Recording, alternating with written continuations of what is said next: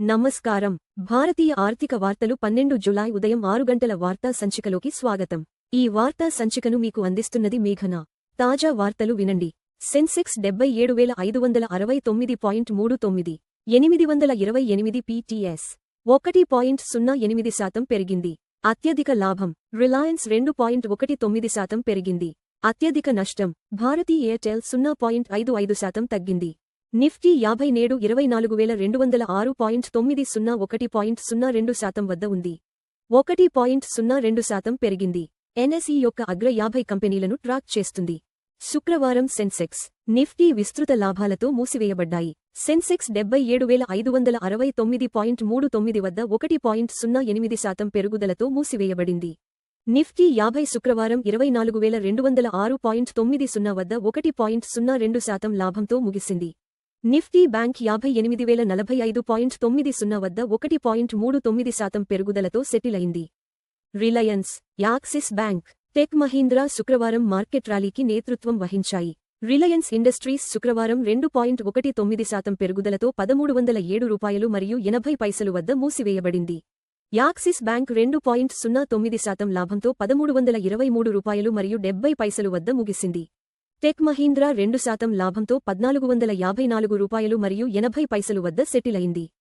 HDFC bank governance పునరుద్ఘాటించబడింది. Chairman వేతనం 3.5% పెరిగింది. హెచ్డిఎఫ్సి బ్యాంక్ చైర్మన్ మరియు సీఈఓ FY26 వార్షిక నివేదికలో గవర్నెన్స్పై నిబద్ధతను పునరుద్ఘాటించారు.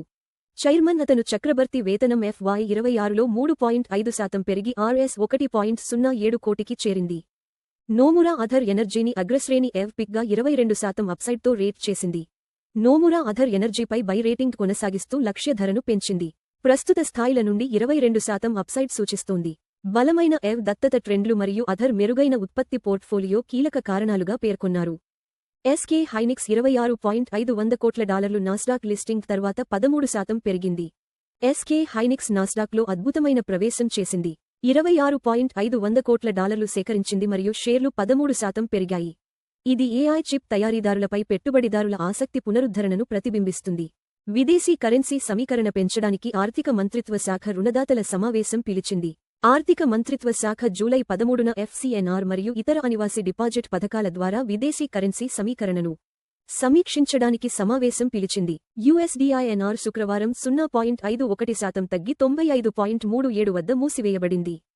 బంగారం, ముడి చమురు తక్కువగా సెటిల్ అయ్యాయి. వెండి కూడా నష్టాలలో ముగిసింది. బంగారం శుక్రవారం 0.64% తగ్గి $4,104 మరియు 10 సెంట్లు వద్ద సెటిల్ అయింది. మే చివరలో $4,560 మరియు 50 సెంట్లు అత్యధిక స్థాయి నుండి తగ్గుముఖం పట్టింది. ముడి చమురు 0.93% తగ్గి $71 మరియు 41 సెంట్లు వద్ద ముగిసింది. వెండి 0.94% నష్టంతో $59 మరియు 81 సెంట్లు వద్ద మూసివేయబడింది. అమెరికా, చైనా ప్రాంతాన్ని పునర్నిర్మిస్తుండగా మోదీ ఇండో పసిఫిక్ భాగస్వాములను ఆకర్షిస్తున్నారు. అమెరికా మరియు చైనా ప్రాంతీయ డైనమిక్స్ను పునర్నిర్మిస్తుండగా ప్రధాని మోదీ క్షిపణులు, యురేనియం, క్రిటికల్ మినరల్స్ వంటి రంగాలలో ఇండో పసిఫిక్ భాగస్వాములను చురుగ్గా ఆకర్షిస్తున్నారు. ప్రపంచ వాణిజ్య మరియు భద్రతా చట్రాలు మారుతుండగా భారత్ వ్యూహాత్మక భాగస్వామ్యాలను విస్తరించాలని చూస్తోంది. FD వడ్డీ రేట్లు ₹3 కోట్ల లోపు. Kotak Mahindra bank 7.30%, bank of Baroda 7.15%, Punjab national bank 7.10%, HDFC bank 6.60%. బంగారం 4104.10, 0.64% ప్రతి అప్రాక్సిమేట్లీ ఈక్వల్ టు ₹125,838 ప్రతి 10 గ్రా. బంగారు ధర 0.64% తగ్గింది. మునుపటి ముగింపు $4,130 మరియు 60 సెంట్లు నుండి. బంగారు ధరలు ప్రపంచ డిమాండ్, డాలర్ బలం మరియు ద్రవ్యోల్బణ అంచనాలను ప్రతిబింబిస్తాయి. వెండి 59.81, 0.94% ప్రతి ట్రాయ్ ఔన్సుకు. అప్రాక్సిమేట్లీ ఈక్వల్ టు ₹1,834 ప్రతి 10 గ్రా. వెండి ధర 0.94% తగ్గింది. మునుపటి ముగింపు $60 మరియు 38 సెంట్లు నుండి. వెండి ధరలు పారిశ్రామిక డిమాండ్, సౌర శక్తి మరియు సెంట్రల్ బ్యాంక్ విధానాలతో ముడిపడి ఉంటాయి. WTI క్రూడ్ ఆయిల్ 71.41, 0.93% ప్రతి బారెల్కు ట్రేడ్ అవుతోంది. చమురు ధర 0.93% తగ్గింది. మునుపటి ముగింపు $72 మరియు 8 సెంట్లు నుండి. చమురు ధరలు ఇంధన వ్యయాలు, ద్రవ్యోల్బణం మరియు భారతీయ రూపాయిని గణనీయంగా ప్రభావితం చేస్తాయి. $95.370.51 వద్ద భారతీయ రూపాయికి వ్యాపారమవుతోంది. రూపాయి 0.51% బలపడింది. మునుపటి ముగింపు $95.86 నుండి బలహీనమైన రూపాయి దిగుమతి వ్యయాలను పెంచుతుంది. అయితే ఇత్ మరియు ఫార్మా ఎగుమతిదారులకు ప్రయోజనం చేకూరుస్తుంది.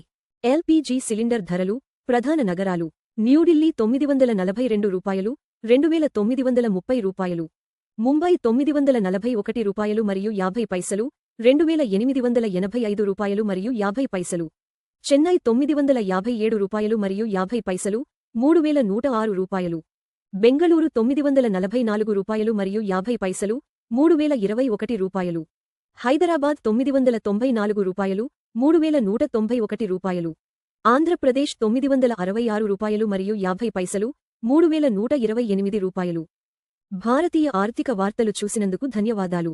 ప్రతిరోజు ఉదయం మరియు సాయంత్రం 6 గంటలకు మా వార్తలు చూస్తూ ఉండండి. లైక్, షేర్ మరియు సబ్స్క్రైబ్ చేయండి.